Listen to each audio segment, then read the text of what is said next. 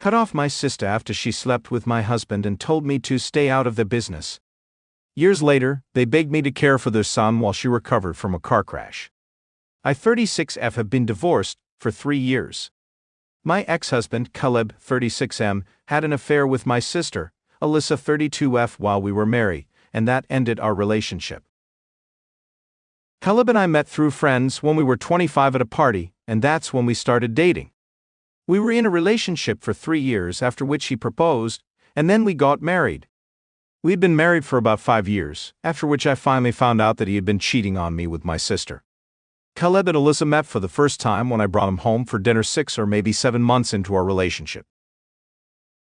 We knew that we were serious about each other and decided to introduce each other to our families. I had already met his family. It was just his parents since he had no siblings. I, however, had a pretty big family. I am the middle child. Our oldest sibling is Chris, 40M, and he's pretty much the only person I'm speaking to for my family now. The first time that I'd brought Caleb home for dinner, he got along well with everybody, but most of all with Alyssa. They realized that they had a lot of things in common, like their favorite TV shows, books, and even the kind of cuisine that they enjoyed, and they really bonded over that. I thought it was cute. I had no idea what it would turn out to be in the future. It became really good friends, and I was happy that Caleb was getting along so well with my family. I also had a good relationship with Alyssa at that point in time, since we were closer in age compared to Chris.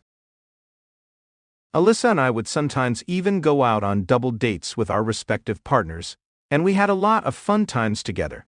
She had a couple of short-lived relationships while Caleb and I were together, so she would bring a different guy on every date, and she would even joke about how she wished Caleb had a sibling so she could just date him instead. She would occasionally make comments about how Caleb was the perfect guy and how lucky I was, but I always took them as compliments, never reading too much into it because I genuinely thought that she was just praising Caleb, and I did not say anything wrong with it. I never thought that maybe she was hinting at something, because that's how much I trusted and loved her that it didn't even occur to me that maybe she had a thing for him. When Caleb proposed to me and then we got married, there was nobody happier than Alyssa. As a matter of fact, she was even the maid of honor at my wedding, so you can imagine how hurt I was. After 5 years of being together, I discovered that the two of them had been sleeping together behind my back. Before you guys ask, there was nothing going on that could have made me suspicious about the two of them. I trusted Alyssa more than anything in the world, and I also trusted Caleb. In my head, they would never do anything to hurt me, and I was sure of it. So for 5 years, Caleb and I had a really smooth sailing relationship. There were a couple of minor hiccups here and there, like he wanted kids and I was not ready for it. He wanted me to spend less time at work, but that was not an option for me because I earned more than him, and the kind of lifestyle that we had, we needed my income to support ourselves financially. He thought I was too career-oriented and wanted me to be a little more laid back, and no matter how hard I tried, I could not explain it to him that we absolutely needed the money both of us were earning to have a stable lifestyle. For context, I am an investment banker, and it's a really demanding job. He works in marketing and he's good at his job, but he's not very dedicated to it the way that I am, and I'm not complaining about it. I really love my job, and it helps me fulfill my dreams, so why should I not work hard for it? And as for why I did not want kids, well, that's an easy answer. I was not mentally or emotionally ready to be a mother, and I would rather not do something at all than do a bad job of it, especially when it comes to being a parent. I think if somebody is not ready to be a parent, there is no way that they should be pressured into or coerced into becoming one. I do not want to have kids and then regret my decision, and I had been very clear about it right from the beginning of our relationship, but he had assumed that I would change my mind as we got married and time went on. I don't know why he thought that I would change my mind, since I had always said that I did not want kids. Anyway, these were the major bones of contention between the two of us, and most of our fights, the big ones, would usually be about either of these two things. Like every other couple, we would also have petrified in disagreements, but we were always able to work through these things. Even when we both had big fights, we would make up in the end, and we knew that we were in it for the long run, or at least I knew that. I don't think that he and I were on the same page about it. My point is that we would fight, but he always expressed his love for me.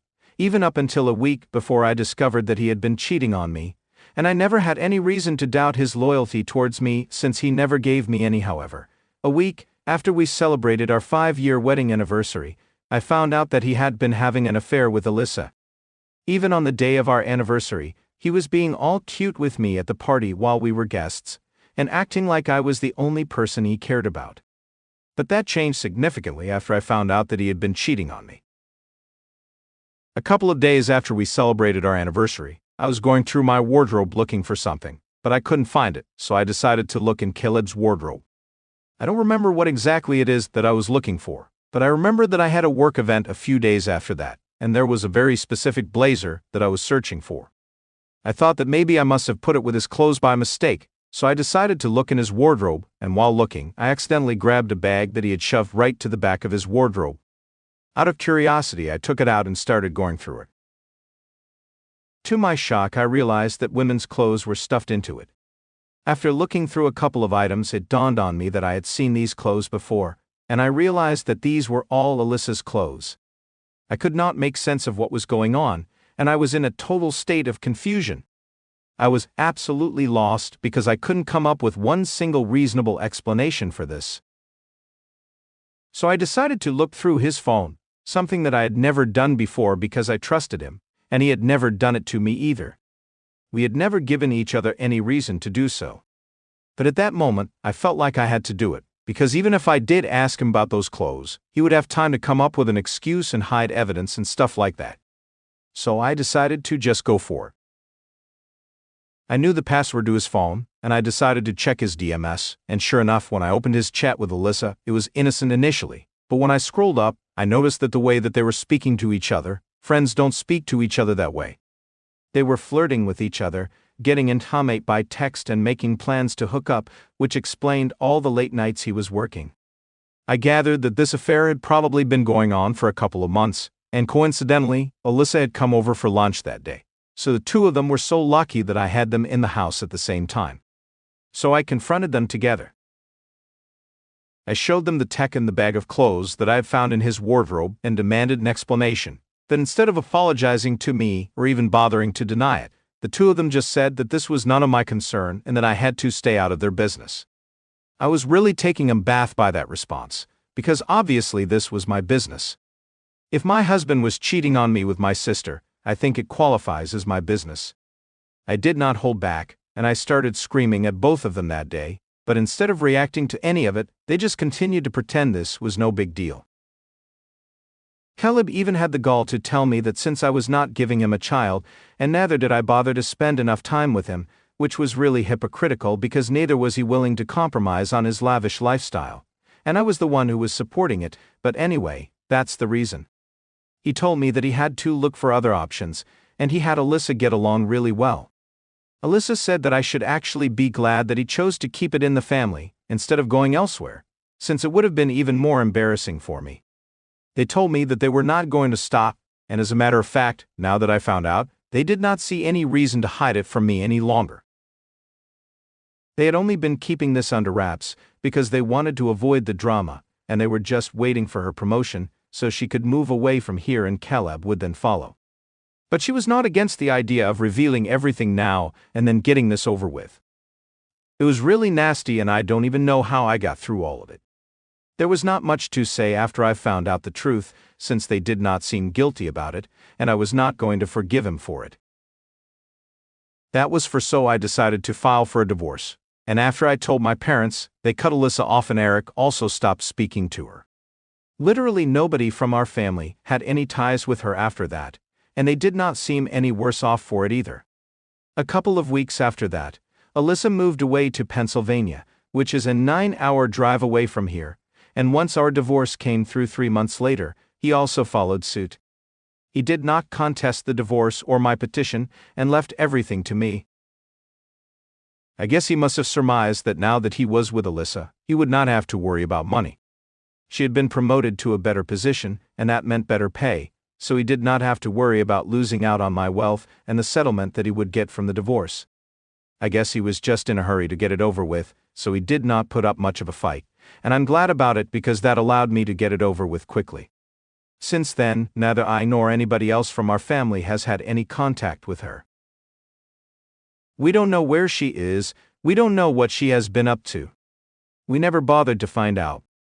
My friends who still follow her and are in touch with her know better than to talk to me about it, so to sum it up, I have no idea what's going on in her life. It's been 3 years, but I'm still trying to recover from everything, and they really messed me up for good. However, I was reminded of everything a couple of days ago because Caleb got back in touch with me. He called me up from a number that I did not recognize, and unfortunately I have had the same phone number for the past couple of years, and I didn't think much before answering that phone call. As soon as I picked up, I should have hung up, but curiosity got the better of me, and when I heard him speaking on the other end, I decided to hear him out. At least he sounded pretty desperate and upset, and quickly explained to me that he was calling to ask for my help, which was really bold because for 3 years we had not been in touch, and we didn't exactly end on good terms. So the least he could have done was at least apologize to me, but he didn't do any of that and came straight to the point. He told me that Alyssa had been in a car accident a few weeks and couldn't move since she had fractured both her legs, and her arms were all bruised up a couple of months ago, and they had a 2-year-old son that needed to be taken care of. He told me that he had already tried to get his friends there to take over, but all of them were busy, and none of them were willing to take on such a huge responsibility, and he couldn't handle everything on his own since he also had to go to work and try to earn more. Now that Alyssa was going to be on bed rest for quite some time and couldn't go to work, they had to make sure that Alyssa was taken care of, and handling both a 2-year-old child and Alyssa, who was so severely injured, was not his cup of tea. They had thought about hiring a full-time nurse, but even that was out of their budget since the area that they lived in was quite expensive, so now they were relying on their family to help them out. They had already called my parents, but they said that they were too old now, or they would definitely have agreed to it. My in-laws were not an option anymore since my father-in-law had passed away just a year ago, and my mother-in-law lives in Canada with her sister, so she won't be able to help even if she wants to. And they had also called Eric, but he had said that he wanted nothing to do with him anymore, and they did not trust anybody else enough to let them take over the duties of taking care of their son while they were indisposed apart from me, since neither of them was particularly close with their extended family, so as a last resort, they were literally begging me to help them out. And after years of holding it in, I finally had my moment. After he was done telling me about all of this, I just told him that I couldn't help him because it was not my business, and then I hung up and blocked his number. I didn't even bother to get into the details of it, and just left it at that. Eric thinks that I did the right thing, but unfortunately my parents don't quite agree with it. They think that 3 years have passed and now I should be over it, especially since Alyssa is going through something so horrible, and I should be there for her. I don't even understand what they are going on about, because they think that I am being stubborn by refusing to help them, and I think that they are being ridiculous by even expecting me to help them after what they did to me. I feel bad for the kid, I really do, but again, that's not my problem. They insist that I am being selfish and stubborn, and I should at least consider it before saying no. It has been a couple of days when my parents are really getting to me because now I'm not sure if I did the right thing or not. I wouldn't have felt bad for them, but there is a child involved, and that's why I'm rethinking my decision either for refusing to help my sister and my ex-husband out with taking care of their sons since he had cheated on me with her update one high. First off, thank you so much for all the comments on my post. Thank you for taking the time to say something that was really nice of you guys. And now coming to my decision, I'm not changing my mind. I'm still staying out of their business as they had put it themselves. My parents can think whatever they want to about me, I really don't care. They don't have the right to decide if I should move on or not.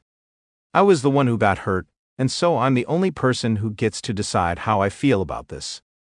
They don't get to dictate my feelings. I do and I always will feel bad about their son, but again, that's not my child and not my problem.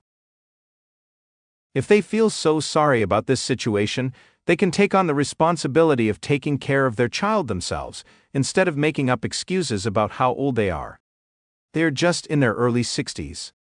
They do everything that normal people do, and it's not like it's that big of a deal for them. If it's just a matter of a couple of months, I'm sure they can help out. But they don't want to do that. They just want to put it on me. When I communicated my decision to my parents and told them that I was not going to change my mind, they told me that they were cutting ties with me as well, since I was really selfish and stubborn, and they couldn't believe that I was going to act this way even though Alyssa was so severely injured. I don't know what's so hard to believe. They screwed me over once, and I'm not about to let them walk all over me a second time. It's as simple as that. I don't think I'm doing anything wrong. I haven't talked to Eric about it yet, but I know that he will be on my side, as he has been so far. He is a little busy with work right now, since he has just signed a new project, and it's going to be a couple of days before I can find enough time to discuss this with him. But until then, I am quite comfortable with my decision. I don't know what's going to happen to Alyssa, Caleb, and their son, and I really hope that they do find a solution for the sake of their child, but it's not my problem to worry about. Update 2. Hey, it has now been 1.5 weeks since Caleb tried to get back in touch with me. I've blocked him back then, and so far he has not been able to reach out to me again. But I have heard from Eric that they have been trying to get in touch with him relentlessly, and even Alyssa has been messaging him, but he has been ignoring all their messages and just leaves them to read. I spoke to Eric a couple of days ago, and he told me that even he had decided that he was not going to keep in touch with our parents anymore since they were being really unreasonable and selfish. It's ironic since that's exactly what they had been accusing me of being. It serves them right, honestly. Since now they are on their own, and they don't even have Eric to call family, they still have a chance to make things right with their other daughter, Alyssa. But I don't think they are going to take up the responsibility of taking care of their son. It seems unlikely because my parents are the kind of people who say that they love their close ones, but won't go out of their way for anyone. I've seen that in them with Eric's kids. I won't get into it much, but there was an incident a couple of years ago, when Eric's elder son had fractured his wrist after a bad fall at the playground, and he must have been around 4 years old at the time. Eric's business was going through a slump back then, and he had requested our parents to lend him some money so he could get a physiotherapist to improve his son's movement in the wrist. After the cast came off, but they flat out refused. Apparently they had told him that they were getting old and they had to save for the retirement as well, so they couldn't just give out money like charity. Eric had been respectful of it and hadn't brought it up again because he did not want to come off as entitled, but I thought that it was kind of selfish of them. So it's not very surprising to me that they are still not helping out with their grandkids. It's just what I had expected. I just hope that they understand when Eric and Alyssa refuse to let them interact with their grandkids in the future, since they have never shown any interest in being helpful. If their kids are not entitled to any help from them, they should also extend the same quote to their kids and not feel entitled to spend any time with their grandkids when they want to. But that's just my opinion. As much as I dislike Alyssa, I hope that things work out for all of them eventually. Update 3. So this is going to be a pretty long update. Almost 2 months have passed since I received news of the accident that had taken place with Alyssa. I haven't heard from them directly, but I have kept in touch with Eric, and he is the one who is giving me all of this information. I told him that I would be fine with that if he kept in touch with Alyssa and responded to her messages, because honestly, I was not feeling too good about the situation. I don't like Alyssa, that's true, and I absolutely loathe Caleb, but at the same time I am not heartless enough to wish anything bad to happen to them. I know that their 2-year-old son has had no part to play in all of the evil things that they have done in the past, and so I told Eric to keep in touch with Alyssa and help her out if she needed it. They were bad people, but that doesn't necessarily mean that I have to stoop down to their level. I already got my revenge. I refused to help them, and that was it. But families are complicated, and I can't bring myself to wish bad things on anybody, no matter what they have done to me. That's just not my nature. I feel like I have to defend my decision since people can be judgmental sometimes. But anyway, I digress, which is why I encouraged Eric to talk to them, so at least I would have the peace of mind of knowing that my nephew was doing fine. That's all that matters to me, to be honest. So 2 weeks ago he finally got in touch with them and asked them how things were going there, and Alyssa told him that things were pretty bad. They were having to rely on a daycare to take care of their son. It was burning a hole into their pockets because the neighborhood that they lived in was pretty expensive, and it was not an option for them to drive several hours away from where they lived back and forth every day, since Caleb also had to go to work and she could not do anything for herself anymore, so it was really bad. On top of that, they were falling behind on the rent and were at risk of being evicted, which hadn't happened so far, just because she was severely injured. The landlord was kind enough to give them an extension for a couple of months, but after that they definitely had to pay up the money or leave the house, and she didn't know where she was going to get all that cash from. She had asked our parents for help, but they had refused again, saying that they wanted to save up for the future. I can understand that they want to save for any future medical emergencies or whatever, but it's not like we are never going to return the money back to them. We haven't ever been like that. I don't understand why they are always so skeptical and weird about money when it comes to their own kids. It's not like we are thieves. However, this time, when my parents said no to helping her out, she lost her mind and told them that she was cutting them out of her life. This time, she was going to be the one who was not going to speak to them ever again. And as much as it is like Caleb and Alyssa, I think that they made the right decision. They are toxic, but so are my parents. It's a wonder how Eric and I turned out right given the fact that we were surrounded by such people. But anyway, my parents are not going to have any access to either of their grandkids for the next couple of years, that's for sure, and they are going to have nobody else to blame but themselves. They're not even going to have any access to their kids now that you think about it, since I am not speaking to them, Eric is not talking to them anymore, and neither is Alyssa from this point onwards, so they pretty much are on their own. I can't say that they don't deserve it. I definitely don't feel bad for them. Now, coming to Alyssa and Caleb, Eric and I discussed things that were going on with them, and I told him that I would not have a problem if he wanted to help them. My conscience would not allow me to stand in the way of that. I'm sorry, but I just can't do it personally. I'm going to stay out of their business, like they said, but I'm also not going to discourage anybody if they want to help them. And Eric told me that so far he had not been on speaking terms with her just because what she had done to me was so wrong. But now it's very difficult to be mad at her because in spite of everything that had happened, she was in a really difficult position, and as her older brother, he could not just sit by and watch his nephew suffer because he knew for a fact that Alyssa's son was having a really difficult time dealing with all of this emotionally, and so we decided that he was going to send some money to them every month until they were able to get back on their own 2 feet. I'm actually glad that he's doing it because I know that nobody had taken a stand for him when he was going through a difficult time. My parents did not do anything for him, and I had tried to contribute to him financially when he was going through a slump in his business, and so had Alyssa. But we also had to look out for ourselves, and we were not in a position unlike our parents. They are pretty well off, so they could afford to do it. Again. I'm not trying to sound entitled, but they could have helped out, but they did not. And even though Alyssa and I were not exactly in a position to be philanthropists, we still tried to help. So now I guess it's only fair that Eric returns the favor and helps her out as well. Regardless of what she did to me, I'm never going to move on from that, but whatever, my major concern was that my nephew would be suffering. But now that it's out of the way, I can go back to never thinking about them again. I honestly just don't want anything to do with either Alyssa or Caleb. I'm really sorry that something so bad happened to them, but now I want to move on with my life.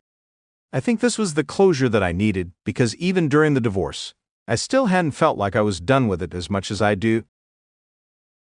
Now, I'm going to just focus on my work and my own life and try to improve everything about myself without worrying about other people anymore.